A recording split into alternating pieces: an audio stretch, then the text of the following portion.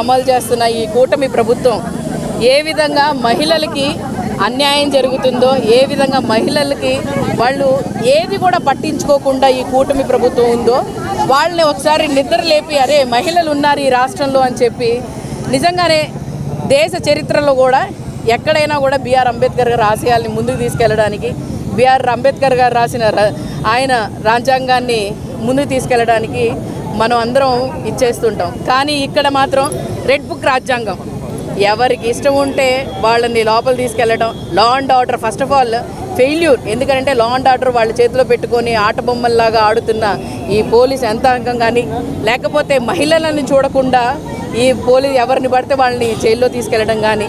ఈరోజు మీరు చూసుకుంటే కూటమి ప్రభుత్వం వచ్చిన తర్వాత ఎంతోమంది ఆడపిల్లల జీవితాలు నాశనమైన, ఎంతోమంది చనిపోయారు. వాళ్ళ గురించి ఎక్కడ పట్టించుకోవట్లేదే ఈ ప్రభుత్వం, వాళ్ళ గురించి ఎక్కడ మాట్లాడట్లేదే. ఏదున్నా కూడా డైవర్షన్ పాలిటిక్స్ మాత్రం చాలా చక్కగా చేస్తారు. అది ఇప్పుడు కూడా రుజువు అవుతుంది. సరే, ఒక సాక్షి రిపోర్టర్ మాట్లాడిన మాటలకి ఆయన క్షమాపణ అడిగారు, ఆయన్ని జైల్లో తీసుకెళ్ళి అదంతా బాగానే ఉంది. కానీ వాళ్ళ ఆఫీసుల మీద వెళ్ళి దాడి చేస్తారు. సాక్షి రిపోర్టర్ మాట్లాడిన దానికి మా అధినేత జగన్మోహన్ రెడ్డి గారికి అలాగే భారతమ్మకి ఏం సంబంధం ఉందని చెప్పి వీళ్ళని క్షమాపణ కోరుతున్నారు. వాళ్ళ మీద అబ్యూసింగ్ మాటలు మాట్లాడుతున్నారు. ముందు మీరు చూసుకోండి, ఒకసారి మీ చరిత్ర చూడండి. మీ కూటమి ప్రభుత్వం కానీ, టీడీపీ ప్రభుత్వం కానీ, చంద్రబాబు నాయుడు గారు కానీ, లోకేష్ గారు కానీ ఏ విధంగా ఆడవాళ్ళ మీద మాట్లాడటం, మీ నాయకులు కానీ రోజా గారి మీద మాట్లాడారు, భారతమ్మ గారి గురించి మాట్లాడారు, అలాగే రజనీ గారి గురించి మాట్లాడారు. ప్రతి ఒక్కళ్ళ గురించి ఎలా పడితే అలా మాట్లాడారు. వాళ్ళ మీద చర్యలు తీసుకోలేదే. ఇప్పుడు దాకా జరిగిన వాళ్ళ మీద, మొన్నగాక నిన్న జరిగిన అనంతపూర్లో దాని విషయంలో కూడా మీరు ఎక్కడ చర్యలు తీసుకోలేదే. మీకు దాని మీద దృష్టి లేదు. డైవర్ట్ చేయాలి ఎలాగైనా కూడా. ఇది ఏదున్నా కూడా రాయాల్సింది వైసీపీకే, జగన్మోహన్ రెడ్డి గారికి రాస్తేనే మనకు అంటాల్సిన మట్టి వాళ్ళకి అంటిద్ది అని చెప్పే ఉద్దేశంలో ఈ కూటమి ప్రభుత్వం ఉంది. అందుకోసమే ఎక్కడ పడితే అక్కడికేమో ఆఫీసుల దగ్గరకో వాళ్ళ దగ్గర పంపించి అక్కడ ధర్నాలు చేయించడం చేస్తున్నారు. కానీ నిజంగానే మీకు చిత్తశుద్ధి ఉంటే, మహిళ మీద మీకు గౌరవం ఉందంటే ఇప్పుడు దాకా జరిగిన అరాచకాల మీద ఒక్కసారి క్లారిటీ ఇవ్వండి. మాకు కూడా ప్రజలకు తెలిసింది. ప్రజల్ని ఒకసారి అడుగుతున్నాను, మీరు చూడండి, ఎక్కడ జరిగిన ఏ అరాచకం జరిగినా ఎక్కడ కూడా ఒక టీడీపీ నాయకుడు కానీ లేకపోతే కూటమి ప్రభుత్వం కానీ దాని గురించి స్పష్టత ఇవ్వలేదు. కానీ ఒక మీడియాలో మాట్లాడిన మాటకి మాత్రం దేశం అంతా రాద్ధాంతం చేయాలనే ఉద్దేశం. చేయండి, అది తప్పని మేము కూడా ఖండిస్తున్నాం. వైఎస్ఆర్సీపీ తరపు నుంచి మేము కూడా ఖండిస్తున్నాం. దానికి ఆయన క్షమాపణ కోరటం కూడా జరిగింది. కానీ ఇక్కడ జరుగుతున్న ఆడవాళ్ళ మీద, అరాచకాల మీద మీరు ఎందుకు గొంతెత్తట్లేదని మేము అడుగుతున్నాం. దీని మీద గొంతెత్తండి. ఈ కూటమి ప్రభుత్వానికి మేము హెచ్చరిస్తున్నాం. మీరు ఈ విధంగా చేస్తూ ఉంటే మేమందరం రోడ్డు మీద ఇస్తాం. ఈరోజు మేము 100 మందే కావచ్చు, 200 మంది కావచ్చు, రాబోయే కాలంలో ఉండే కొద్దీ జన ఆదరణ జగన్మోహన్ రెడ్డి గారికి కాదు, మీరు చేసే అరాచకాలకి వాళ్ళకి బయటకు వస్తారు. ఎందుకంటే సేఫ్టీ లేదు. ముందు వరకు అనుకునేవాళ్ళు ఈ దేశంలో బీహార్లోనో ఎక్కడో అరాచకాలు జరుగుతున్నాయి, బీహార్లో ఏమో లా అండ్ ఆర్డర్ కరెక్ట్గా లేదని చెప్పి. నాకు తెలిసి ఫస్ట్ పొజిషన్ ఆంధ్రప్రదేశ్ వచ్చేటట్టుంది. మీరేదో అమరావతినో లేకపోతే ఆంధ్రప్రదేశ్ని ఫస్ట్ పొజిషన్లో తీసుకెళ్తామని చెప్తున్నారు. ఒక్కసారి మీరు చూసుకోండి, ఏ దేంట్లో ఫస్ట్ పొజిషన్లో వెళ్తుందని చూసుకొని మీరు తగిన చర్యలు తీసుకోవాలని, వాళ్ళ మీద ఎవరెవరు ఈ మీడియా సమక్షంలో చాలామంది అబ్యూజింగ్ మాటలు మాట్లాడిన వాళ్ళ మీద కూడా చర్యలు తీసుకోవాలని మిమ్మల్ని కోరుకుంటున్నాం. Thank you.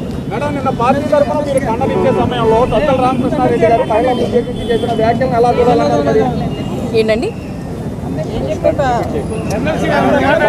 రామకృష్ణారెడ్డి గారు చేస్తున్న వాళ్ళని శంకర తెగ అంటూ మాట్లాడిందని ఎలా చూడాలి?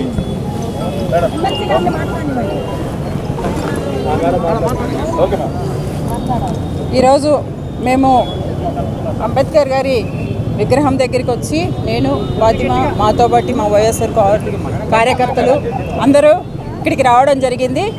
ఈరోజు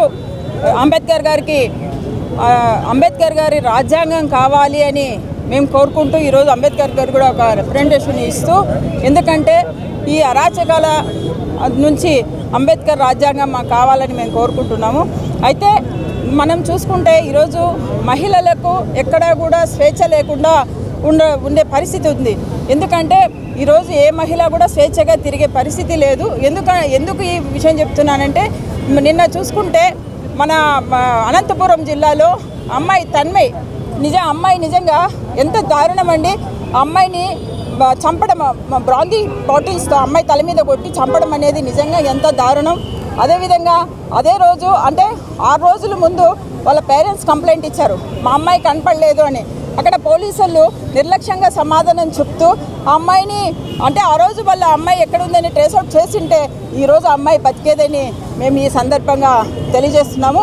అదేవిధంగా అనంతపురం జిల్లాలో సత్యసాయి జిల్లాలో రామగిరి మండలంలో చూసుకున్నా కూడా ఒక 14 సంవత్సరాల మైనర్ బాలిక ఆ అమ్మాయి మీద కూడా 14 మంది 6 నెలలుగా అత్యాచారం చేస్తున్నారంటే ఆ కామందులను ఏమనాలి. సో ఇలాంటి వాటి అందరికీ కూడా శిక్షించాలని మేము కోరుకుంటున్నాం. అదేవిధంగా చూసుకుంటే ఈరోజు ఎక్కడే సరే పోలీస్ వ్యవస్థ, ఎందుకంటే మేము ఈ సందర్భంగా ఎందుకు చెప్తున్నామంటే ఎక్కడైనా సరే ఆడపిల్లలు కష్టాల్లో ఉన్నప్పుడు ఆదుకోవాల్సిన పరిస్థితి పోలీసుకు ఉంటుంది. వాళ్ళు ఈ ఆంధ్ర రాష్ట్రంలో ఎన్ని హత్యలు జరుగుతున్నాయి, ఎన్ని అత్యాచారాలు జరుగుతున్నాయి, ఎన్ని దాడులు జరుగుతున్నాయని ఒక రివ్యూ అన్నా పెట్టుకొని ఖచ్చితంగా వాళ్ళకు న్యాయం చేయాలి.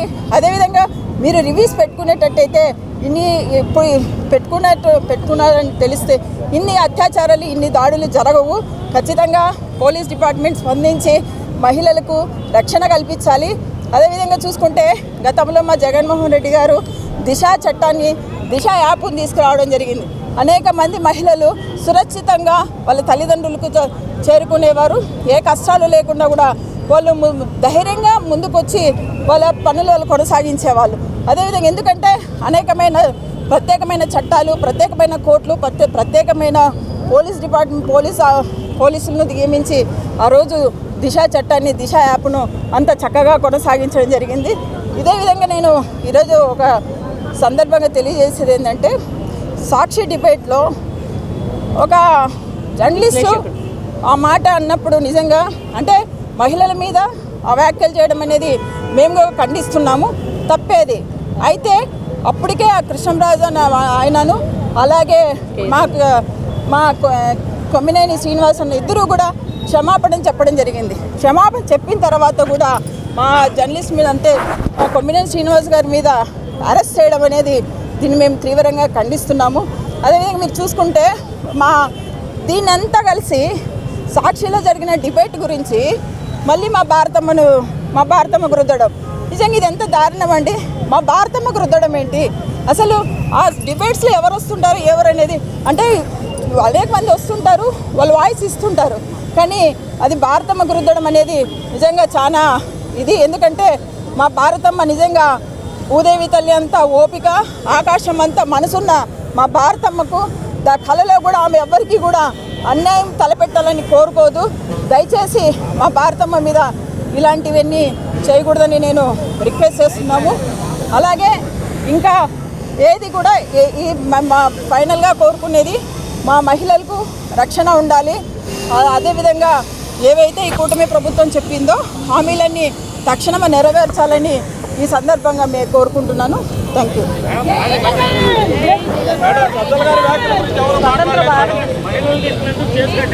సజ్జల్ గారు ఏం చెప్పారు? జగన్మోహన్ రెడ్డి గారు మహిళలకు ప్రాధాన్యత ఇచ్చారు. మహిళలకు అంటే జగన్మోహన్ రెడ్డి గారి ప్రభుత్వంలో మహిళలకు పెద్దపీట వేయడం జరిగింది. మహిళా పక్షపాతి ప్రభుత్వం ఏదంటే వైఎస్ఆర్ కాంగ్రెస్ పార్టీ. అలాగే మహిళల కోసం ప్రత్యేకంగా 11 పథకాలు అమలుపరిచిన పార్టీ ఏదంటే వైఎస్ఆర్ కాంగ్రెస్ పార్టీ. మహిళలకు పెద్దపీట వేశారు.